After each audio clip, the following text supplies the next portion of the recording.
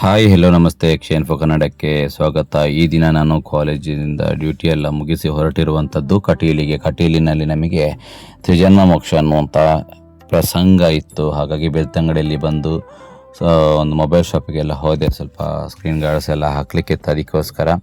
ಅದಾದ ನಂತರ ಮತ್ತೆ ಮೆಡಿಕಲ್ ಶಾಪಿಗೂ ಕೂಡ ಹೋಗ್ಲಿಕ್ಕಿತ್ತು. ಸೊ ಕೆಮ್ಮು ಸ್ಟಾರ್ಟ್ ಆಗಿ ತುಂಬ ದಿನ ಆಗಿತ್ತು, ಹಾಗಾಗಿ ಸ್ವಲ್ಪ ಟ್ಯಾಬ್ಲೆಟ್ಸ್ ಎಲ್ಲ ತಗೊಳ್ಳಿಕ್ಕೆ. ತದನಂತರ ನನಗೆ ವೆಯ್ಟ್ ಮಾಡ್ತಾಯಿದ್ದೆ ಬೆಳ್ತಂಗಡಿಯಲ್ಲಿ ಸ್ವಲ್ಪ ಹೊತ್ತು ವೆಯ್ಟ್ ಮಾಡಿದೆ.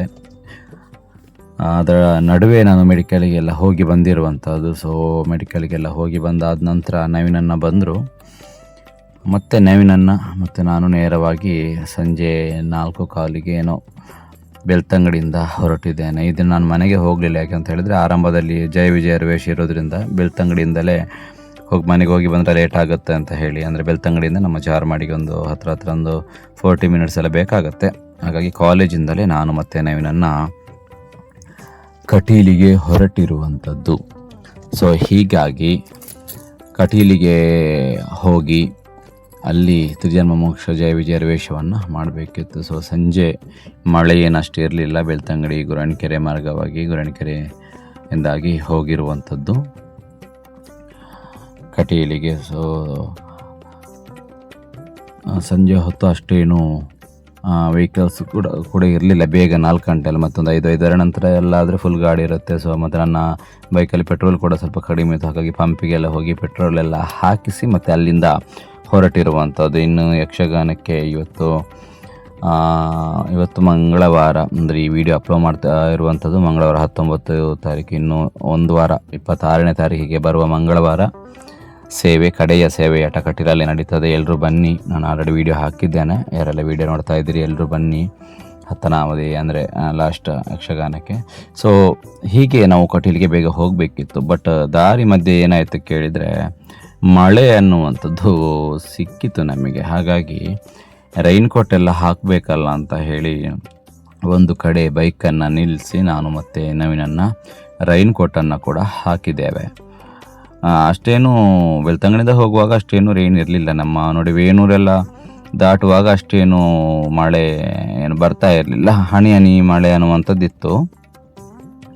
ವೇಣೂರೆಲ್ಲ ಕಳೆದಾದ ನಂತರ ಸ್ವಲ್ಪ ಜೋರಾಗಲಿಕ್ಕೆ ಆರಂಭ ಆಯಿತು. ಮತ್ತು ಬೈಕ್ ನಿಲ್ಲಿಸಿ ರೈನ್ ಕೋಟ್ ಹಾಕಿ ಹೊರಟಿರುವಂಥದ್ದು. ಇಲ್ಲಿ ಆಲ್ರೆಡಿ ಮಳೆ ಬಂದು ಹೋಗಿತ್ತು, ವೇಣೂರ ಹತ್ರ ಸ್ವಲ್ಪ ಮಳೆ ಬಂದು ಹೋಗಿತ್ತು. ಬಟ್ ಯಾಕೆ ಸುಮ್ಮನೆ ಒದ್ದೆ ಆಗೋದು ಅಂತ ಹೇಳಿ ಬೈಕನ್ನೆಲ್ಲ ನಿಲ್ಲಿಸಿ ಆರಾಮದಲ್ಲಿ ರೈನ್ ಕೋಟ್ ಎಲ್ಲ ಹಾಕಿ ಹೊರಟ್ವಿ.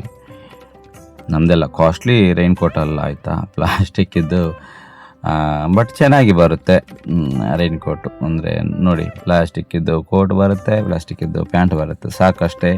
ಕಾಸ್ಟ್ಲಿದೆಲ್ಲ ತೊಗೊಂಡಿದ್ದೆ, ಬಟ್ ಅದು ಏನು ಒಳಗಡೆ ನೀರೆಲ್ಲ ಹೋಗುತ್ತೆ. ಹಾಗಾಗಿ ಸಿಂಪಲ್ ಆಗಿರೋ ರೈನ್ ಕೋಟನ್ನು ಹಾಕಿ ಮತ್ತೆ ಕಟೀಲಿಗೆ ಮತ್ತೆ ಕೂಡ ಪ್ರಯಾಣವನ್ನು ಆರಂಭ ಮಾಡಿದ್ದೇವೆ.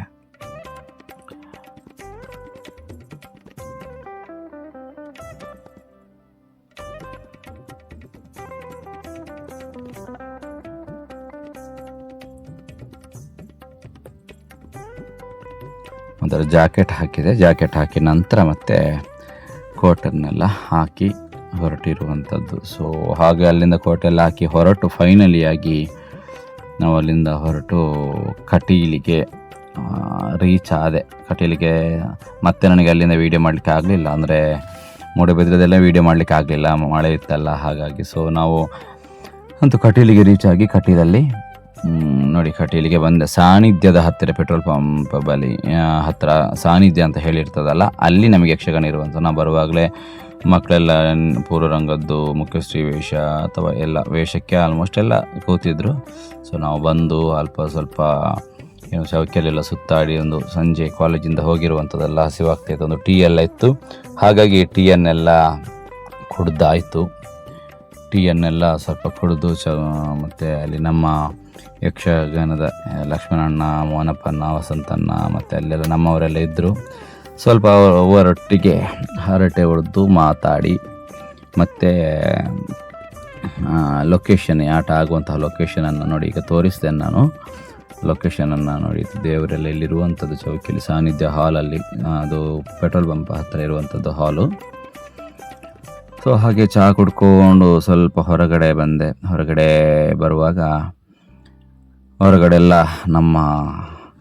ಅವರೆಲ್ಲ ಕೂತಿದ್ರು ನೋಡಿ. ವಸಂತಣ್ಣ ಇದ್ದಾರೆ, ಗಂಗಯ್ಯಜ್ಜ ಇದ್ದಾರೆ, ನನ್ನೊಟ್ಟಿಗೆ ವಿದ್ಯುನ್ಮಾಲಿ ಮಾಡುವಂಥ ಲಕ್ಷ್ಮಣನ ಇದ್ದಾರೆ ನೋಡಿ. ಇವರೇ ಲಕ್ಷ್ಮಣ ತಾರೆಮಾರ್ ಮತ್ತು ಮೋಹನಪ್ಪಣ್ಣ ಅಂತ ಹೇಳಿ ಹಿರಿಯ ಯಕ್ಷಗಾನ ಏನು ತುಂಬ ಅನುಭವಿ, ಅನೇಕ ವರ್ಷಗಳಿಂದ ಕಟೀಲಲ್ಲಿ ನೇಪಥ್ಯ ಕಲಾವಿದರಾಗಿ ದುಡಿತಾ ಇರುವಂಥವ್ರು. ಅವರೊಟ್ಟಿಗೆಲ್ಲ ವೀಡಿಯೋ ಮಾಡಿ ಎಲ್ಲ ಆಯಿತು.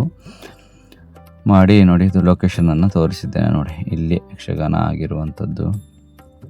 ಇದರ ಒಳಗಡೆ ಮೇಲ್ಗಡೆ ಹಾಲಲ್ಲಿ ಯಕ್ಷಗಾನ ಇದ್ದದ್ದು ನಮಗೆ.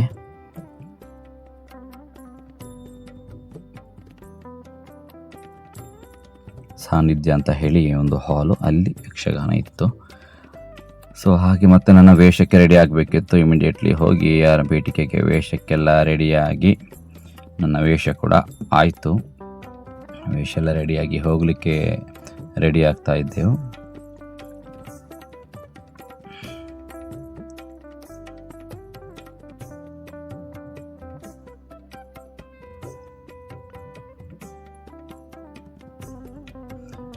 ಬೇರೆ ಎಲ್ಲ ವೇಷ ಮಾಡ್ತಾಯಿದ್ರು. ನಂದು ಮೇಕಪ್ ಎಲ್ಲ ಆಗಿ ಕೂತು ವೇಷ ಹೋಗಬೇಕಿತ್ತು. ಸೊ ವೇಷ ಹೋಗಿ ಬಂದು ಹಾಗೆ ಮೇಕಪ್ ಎಲ್ಲ ತೆಗೆದೆ. 8-8:15 ಆಗಿದೆ. ಆಗುವಾಗ ವೇಷ ತೆಗೆದು ಮತ್ತೆ ಮನೆಯ ಹಾದಿಯನ್ನು ಹಿಡಿಬೇಕು. ಸೊ ಮನೆಯ ಹತ್ತಿರ ನವೀನನ್ನು ಕೂಡ ವೇಷ ತೆಗಿತಾಯಿದ್ರು, ಮತ್ತು ವಿಷ್ಣು ರವಿ ಮುಂಡಾಜಿ ಅವ್ರದ್ದು. ನಾವೆಲ್ಲ ವೇಷ ಮುಂದಿನ ಪಾತ್ರ ಅಂದರೆ ಹಿರಣ್ಯಾಕ್ಷ, ಭೂದೇವಿ ಇದರ ಪಾತ್ರಕ್ಕೆಲ್ಲ ಕಲಾವಿದರು ರೆಡಿ ಆಗ್ತಾಯಿದ್ರು. ನಾನು ಅಷ್ಟರಲ್ಲಿ ನನ್ನ ಆಭರಣಗಳು, ನಮಗೆಲ್ಲ ಪೆಟ್ಟಿಗೆ ಕೊಟ್ಟಿರ್ತಾರಲ್ಲ, ಅದರಲ್ಲಿ ನಮ್ಮ ಆಭರಣಗಳನ್ನೆಲ್ಲ ನಾವು ಇಟ್ಕೊಳ್ಬೇಕಾಗತ್ತೆ. ಸೊ ಆಭರಣವನ್ನೆಲ್ಲ ನಾನೇನು ಮಾಡಿದೆ ಕೇಳಿದ್ರೆ ಪೆಟ್ಟಿಗೆಯಲ್ಲಿ ಇಡ್ತಾ ಇದ್ದೆ. ಸೊ ಇದೆಲ್ಲ ಆಗಿ ನೀಟಾಗಿಟ್ಟು, ಇನ್ನೇನಿದ್ರು 1 ವಾರದಷ್ಟು ದಿನ ಮಾತ್ರ ತಿರುಗಾಟ ಇರುವಂಥದ್ದು. ಸೊ ಹಾಗಾಗಿ ಸ್ವಲ್ಪ ಎಲ್ಲ ಕಲಾವಿದರು ಸ್ವಲ್ಪ ಆ್ಯಕ್ಟಿವ್ ಆಗಿರ್ತಾರೆ, ಇನ್ನು ಕೆಲವೇ ದಿನ ಇರೋದಲ್ಲ ಹಾಗೆ. ಸೊ ನಾನು ನನ್ನ ಆಭರಣವನ್ನೆಲ್ಲ ಕೂಡ ಮಡಚಿ ನನ್ನ ಪೆಟ್ಟಿಗೆಯಲ್ಲಿಟ್ಟು ಮೇಕಪ್ಪನ್ನೆಲ್ಲ ರಿಮೂವ್ ಮಾಡಿ ಮತ್ತೆ ಚೌಕಿಯಿಂದ ನಾನು ಹೊರಟೆ.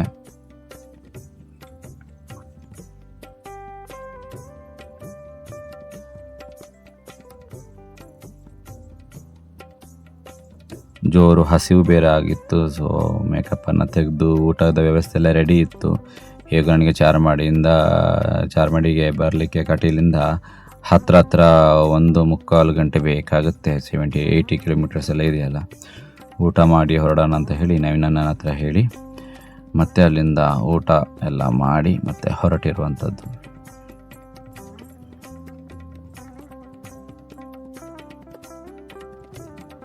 ದೇವರ ಹತ್ರ ಬಂದು ಪ್ರಸಾದ ಎಲ್ಲ ತಗೊಂಡು, ಮನೆಗೆ ಹೊರಡುವಾಗ ಪ್ರಸಾದ ಎಲ್ಲ ತಗೊಂಡು ಮತ್ತು ಊಟದ ಹತ್ರ ಬಂದೆ. ನವೀನನ್ನು ಕೂಡ ಊಟ ಮಾಡ್ತಾಯಿದ್ರು. ಊಟಕ್ಕೆ ನೋಡಿ ಎಲ್ಲ ಇಟ್ಟಿದ್ದಾರೆ ಐಟಮ್ಸ್ ಎಲ್ಲ. ಸೊ ಊಟ ಮಾಡಿ ಅಲ್ಲಿಂದ ಮತ್ತೆ ಡೈರೆಕ್ಟಾಗಿ ಕಟೀಲಿಂದ ಮನೆ ಹತ್ರ ಬಂದಿರುವಂಥದ್ದು. ಮನೆಗೆ ಬಂದದ್ದು. ಬರುವಾಗ ಮತ್ತು ಅಕ್ಕನ ಮಗುವಿಗೆ ಜ್ವರ ಇತ್ತು. ಅವಳು ICU-ಅಲ್ಲಿದ್ಲು. ಶಾರ್ವಾರಿ 2 ವರ್ಷ ಜ್ವರ ಜೋರಿತ್ತು. ಹಾಗಾಗಿ ಅವಳಿಗೆ ಫೋನ್ ಮಾಡಿ ಮತ್ತು ನೋಡಿ, ಇದು ಮೂಡುಬಿದ್ರೆಯಲ್ಲಿ ನನಗೆ ಸ್ವಲ್ಪ ಶಾಪಿಗೆ ಹೋಗಲಿಕ್ಕಿತ್ತು. ಹಾಗೆ ಮೂಡುಬಿದ್ರೆಯಲ್ಲಿ ವೆಯ್ಟ್ ಮಾಡಿದೆ. ಇದಾದ ನಂತರ ಮತ್ತೆ ನಾನು ಬರುವಾಗ ಉಜಿರೆಗೆ ಬಂದ. ಅಕ್ಕ ಫ್ರೈಡ್ ರೈಸ್ ಏನೋ ತರಲಿಕ್ಕೆ ಹೇಳಿದ್ಲು. ಅವಳಂದ್ರೆ ಆಸ್ಪತ್ರೆಯಲ್ಲಿದ್ದರು ಉಜಿರೆಯಲ್ಲಿ. ಸೊ ಮಗುವಿಗೆ ಜ್ವರ ಇತ್ತು, 3-4 ದಿನ ಆಯಿತು ಅಡ್ಮಿಟ್ ಆಗಿ. ಇವತ್ತೇನೋ ಡಿಸ್ಚಾರ್ಜ್ ಮಾಡ್ಬೋದು, ಹಾಗೆ ಫ್ರೈಡ್ ರೈಸ್ ಬೇಕು ಅಂತ ಹೇಳಿದರು. ಫ್ರೈಡ್ ರೈಸ್ ಎಲ್ಲನೂ ಕೊಟ್ಟು ಬಂದು ಮತ್ತೆ ಮನೆಗೆ ರೀಚ್ ಆಗುವಾಗ ಮುಂದಿನ ವ್ಲಾಗಲ್ಲಿ ಸಿಗುವ. ನಮಸ್ಕಾರ. ವಾಹಿನಿಯನ್ನು ಸಬ್ಸ್ಕ್ರೈಬ್ ಮಾಡಿ.